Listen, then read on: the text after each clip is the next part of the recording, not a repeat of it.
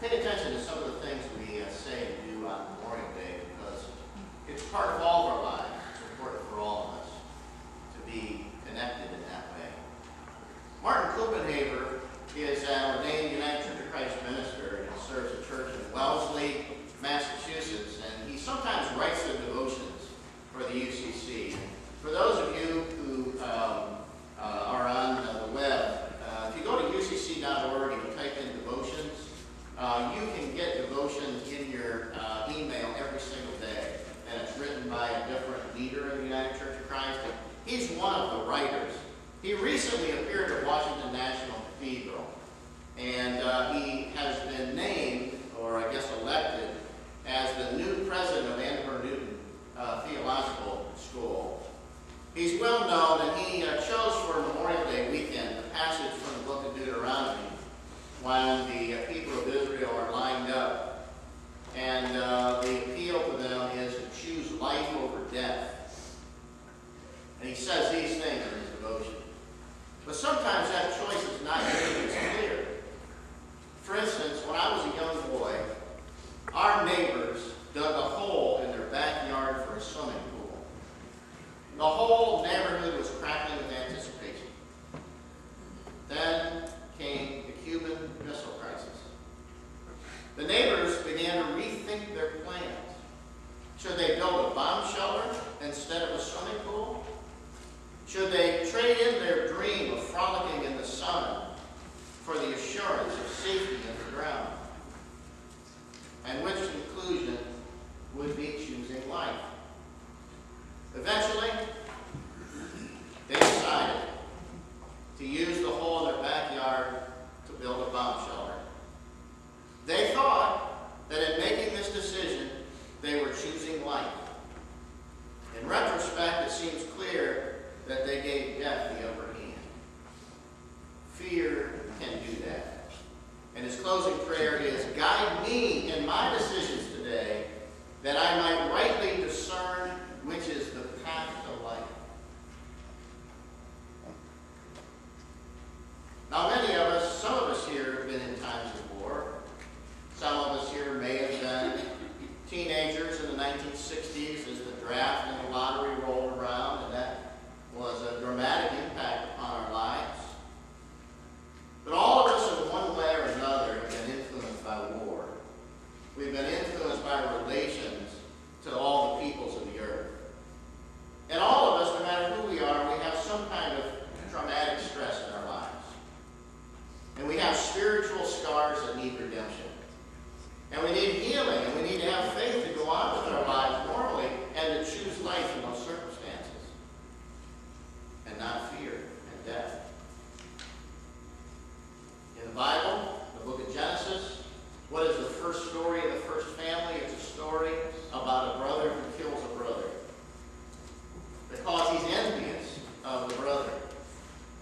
And so begins the biblical witness, the Bible's witness, to redemption for all the earth by bringing peace. And that God's intention for the world is peace.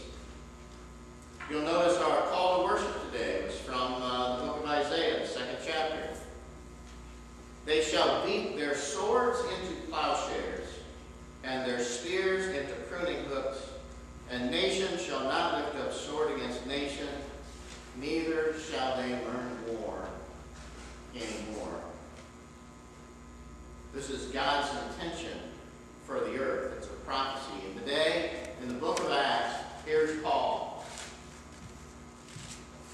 And he's in the Areopagus. He's speaking to people who live by war. He's speaking to the Roman Empire. He's speaking to the people who have subjugated his own people, the people of Israel.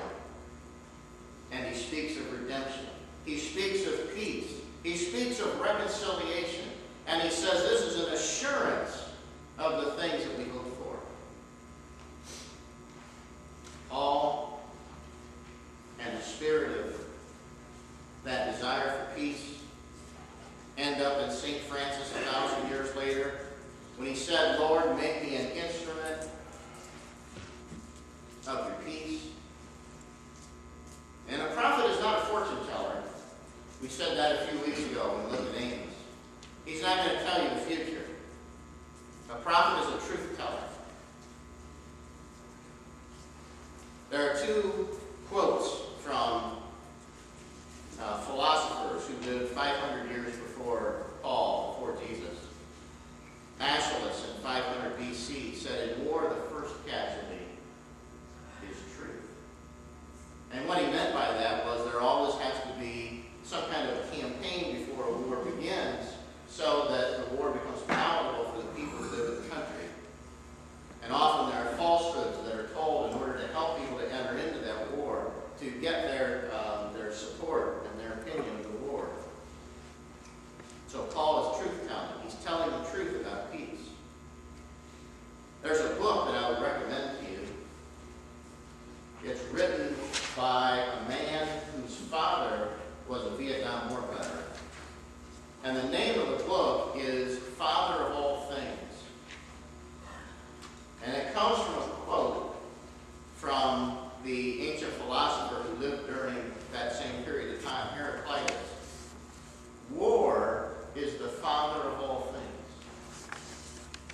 And in that book, this man saw things in his father that were created by his experience in the war.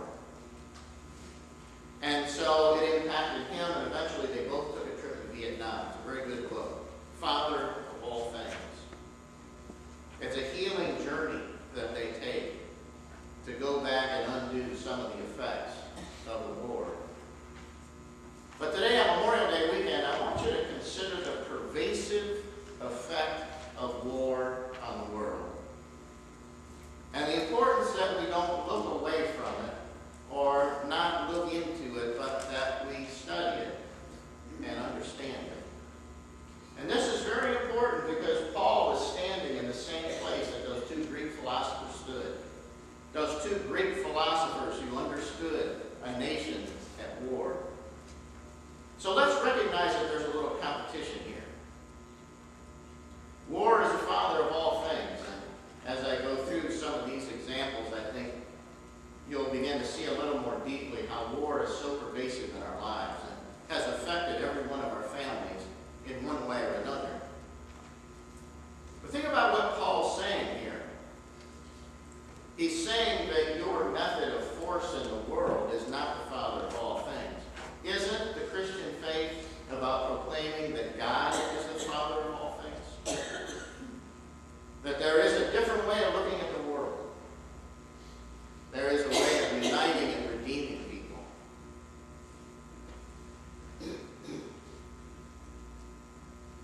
When I was in fourth grade, my best friend was David Gronsky. David was a interesting guy. His nickname was Grunt. And he had an Oldsmobile, and all of us called it his Gruntmobile. And he drove it that way. And it was a very old car that was falling apart. And David had an older brother named Dale. And David was one of those friends that's the first place you sleep overnight with a friend, you know, shoot each other with rubber bands, that kind of thing. Warned to stay away from certain things in the house, that kind of thing.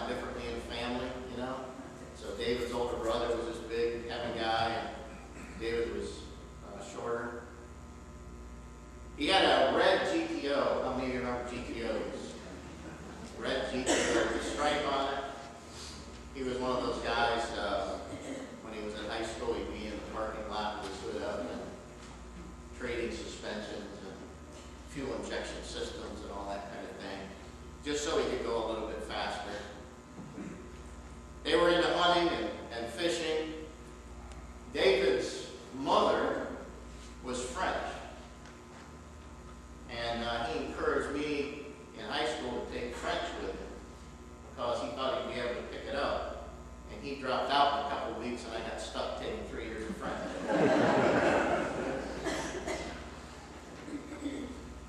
He was one of those kind of friends. We had something else in common, though, too, and I think it was kind of an understanding that he and I had, was that both of our fathers had been in World War II. Most of the people our age, their fathers weren't World War II veterans, and we had older fathers. We were youngest in our family, we were born later. And he had 2 older sisters, like I had 2 older sisters. And his father owned an apple orchard, and in later years I used to work in the apple orchard, helping him pick apples and do those kinds of things that happen in an apple orchard. I learned all the swear words that I know from his dad. He was very good at it. They were an all-American family. And Dale, in 1969, his number came up. He was 30-something in the lottery. And so it was difficult for them, having their history with knowing what war is like, to have him go, but they were proud of him. And then in April of 1970, he was crossing the field, stepped on a landmine, and his life was taken in Vietnam. When they sent him back, it seemed like weeks later, it seemed like he was in a vacuum tube or something. It must be the way they shipped bodies back.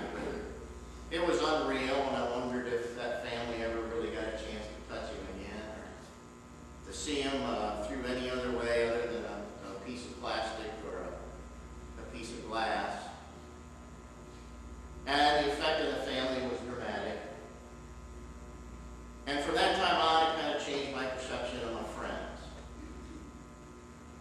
My understanding that some of those spiritual scars sometimes run pretty deep. He'd been very proud of his older brother. He used to talk about it all the time on the bus ride home, about the newest equipment that his brother used and where he was and what he did. All that took a different tone after that. About 20 years later, I went to the calling hours when his father passed away. And Dale was still there. The memory of his loss remained a part of that family throughout their lives. And I imagine today still lives on in them. And not only did it affect that family, but it affected our family. Not only did it affect that family, it affected the neighbor's families. And death has had an effect on all of us. The effects of the war are the effects that it has on all of us. Some of you may know that I helped to facilitate a group called Warrior Journey Home here at Mocha House on College Avenue. First